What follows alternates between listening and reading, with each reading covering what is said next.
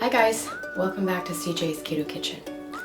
Tonight we are going to be making an Easter inspired recipe. I do one every year, and this year it is going to be Easter spring frittata. So come along with me and let's get started.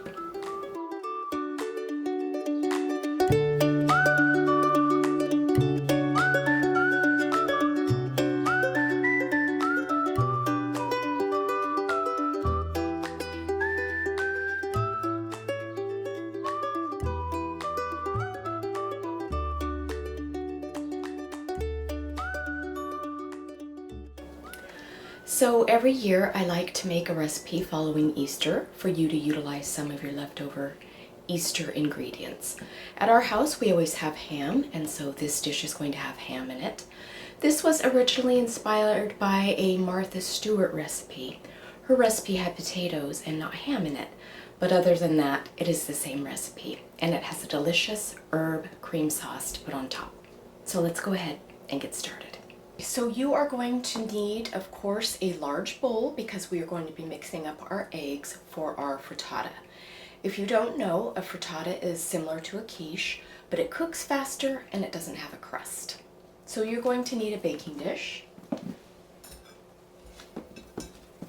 I'm going to be using my pie dish because I would like my frittata to come out in triangles, but you can use anything that is similar in size, about 1.5 to 2 quarts.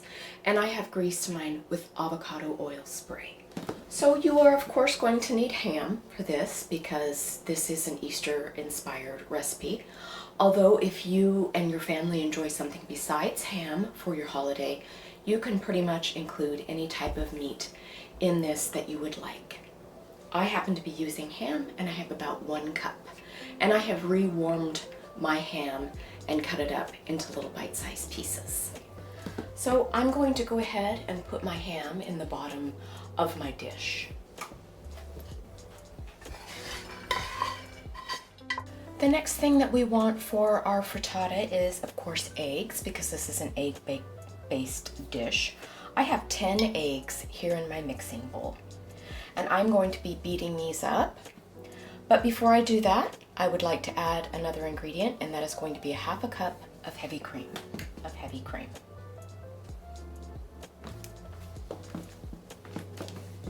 And we are basically just incorporating our eggs with our heavy cream. You could do this in the blender if you want, but I'm not really looking for a super frothy mixture with my yolks and my cream. I'm just basically looking to combine everything. Just take your time and break down your egg yolks. Frittatas are very popular all over the world. Almost every country has a version of them, and you can make them in so many different styles that it is a really convenient thing to know how to do, because then you can go ahead and make a dish almost out of every leftover that you could think of. All right. So while I'm finishing incorporating these yolks, I am going to add a little bit of seasoning to my egg yolk mixture. And I'm going to keep this seasoning quite simple because we have a lot of flavorful fresh ingredients in our frittata already. So I'm going to be putting in a little bit of salt because eggs have no seasoning of their own, of course, and you do want to salt your eggs at this point because it will be more difficult to salt it once it is cooked. So I'm going to be fairly liberal with my salt. There's quite a few eggs in here. Next, I am going to be adding some fresh cracked pepper, and I'm also going to be quite liberal with this.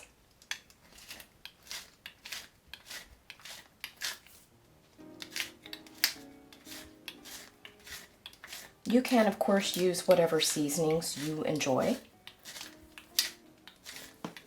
I'm also going to be putting in a little bit of my favorite 21 seasoning salute from Trader Joe's. If you don't have a Trader Joe's, you can use any kind of herbal all-purpose seasoning. There's several grocery store brands that make them.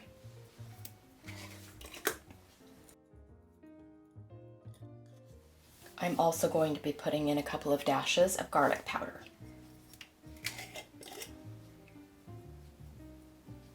So I'm just going to mix in the seasonings and make sure that we got all of our egg yolks. Okay, I do believe we have everything.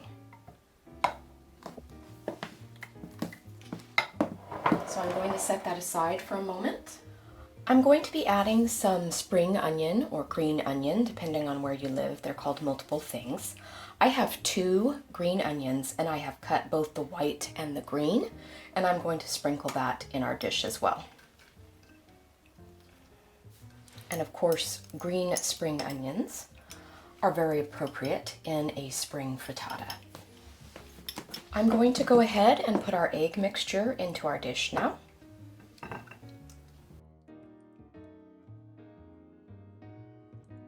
Now, a frittata is traditionally quite thin, so when we cut these after it is baked, it usually is quite a bit thinner than a traditional quiche, similar to an egg pancake almost at times, and that is very common with a frittata. So I'm going to be adding a couple more ingredients before we put this into the oven. I have 6 sliced radishes here that I'm going to be putting into our frittata. I really like the color and a bit of tartness that radishes give here for our dish. And I'm just going to sprinkle these around. And as our frittata bakes, some of these will rise to the top and will create a very pretty pattern on our frittata. And you can use as many or as little as you enjoy. You can also omit the radishes if you do not care for them.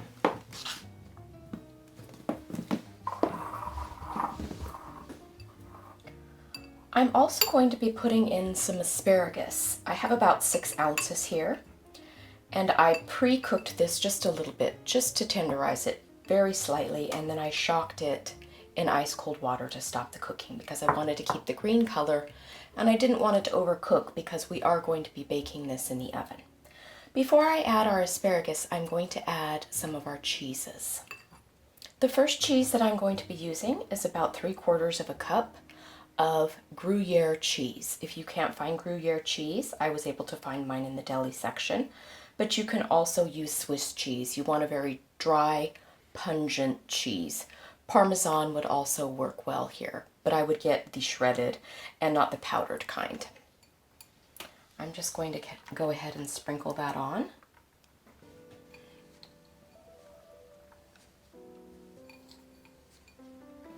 Now the second cheese that is going to be part of our frittata is going to be goat cheese.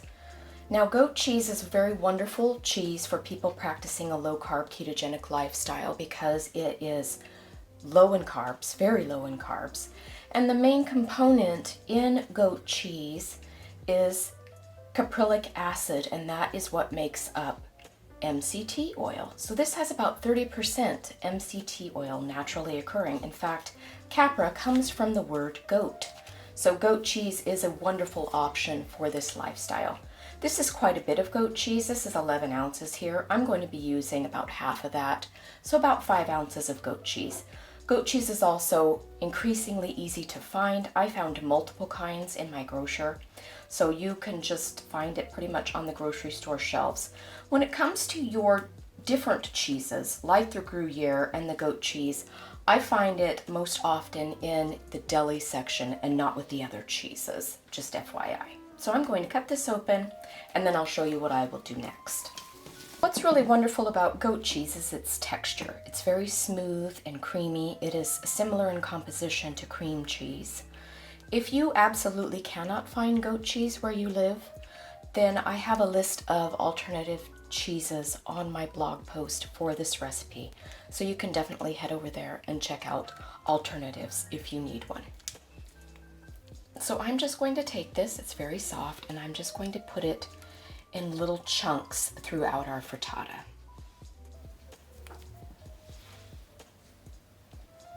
So this is going to give us a very beautiful, creamy bite when our frittata is baked. Nothing goes better with eggs than cheese, in my opinion.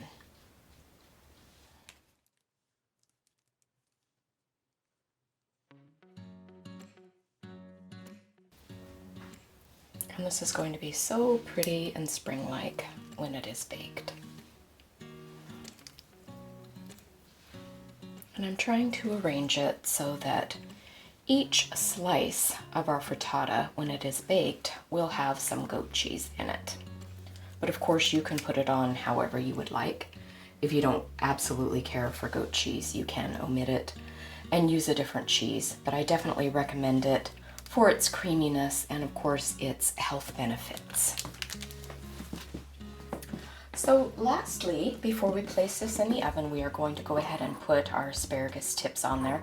And I'm just going to try and arrange mine in a bit of an artful way. You don't have to do this, but I do find that pretty food is very lovely because we eat with our eyes before we eat with our mouths. So I like my food to be pretty if I can help it.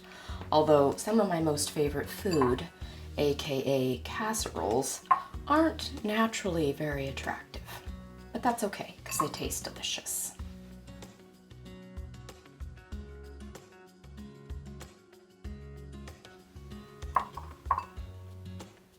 If you are not celebrating Easter, you can of course make this any time of year, but it is especially wonderful for spring because we are utilizing so many of these beautiful fresh vegetables that are coming into season here in our hemisphere.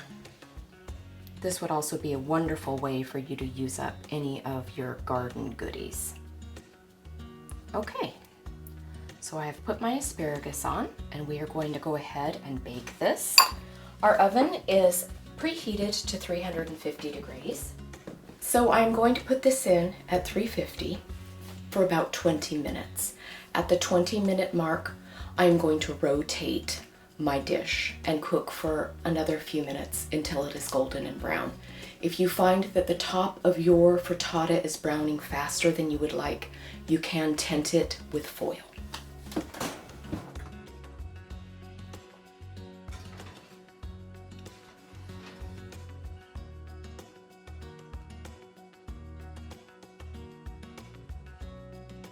So while our frittata is baking in the oven, I'm going to make the cream sauce that I promised at the beginning of the video. So you're going to need a small bowl to put your sauce in. I'm going to be using 1 clove of minced garlic,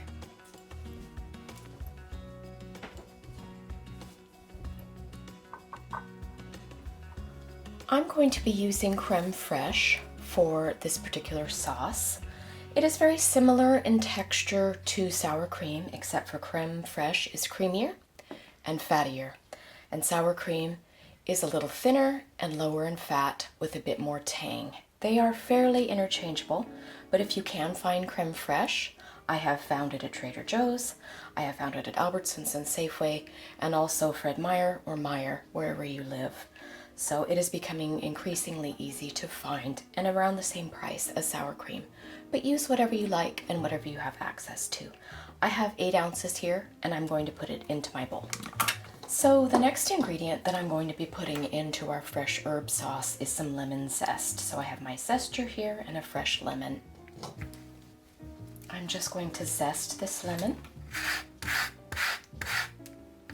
and incorporate it into my herb sauce. This is going to give a beautiful brightness to our dish. It's really going to accentuate the freshness of our spring vegetables within our frittata. So I'm just going to put that in. So the next ingredients for our herb sauce is, of course, fresh herbs. I'm going to be using about 2 tablespoons of fresh dill and about 2 tablespoons of fresh chopped chives. If you don't have access to fresh herbs, you could use powdered if you still wanted to make the creamy sauce. But if you do have access to them, I definitely recommend herbs. I recommend fresh herbs in almost all of my dishes because of the added flavor they impart for a fairly low cost. Herbs cost $1 or $2 in the grocery store, usually by the salad mixes, and they last for a really long time in the refrigerator. So I'm going to put my herbs into my cream sauce.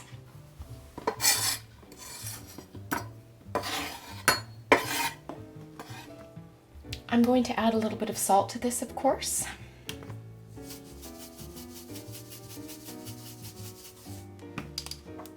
And a little bit of pepper once again.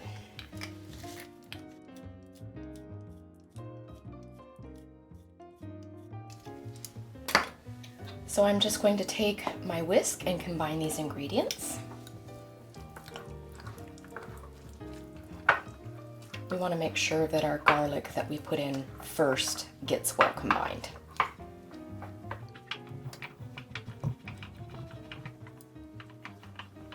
Okay, I have thoroughly whisked it, and I'm going to take my spatula and just make sure once again that everything got really well combined.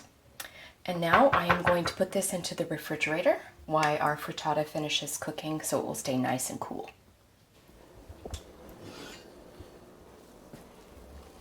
There it is. You can see it's beautiful and golden on the top and just barely set in the middle. It will continue to cook just a little bit as it cools, and it will sink down also. I just put a little dollop of the fresh herb sauce on, and we are going to give CJ a taste. Okay, let us know what you think of this delicious frittata. All right, well, it sounds fancy.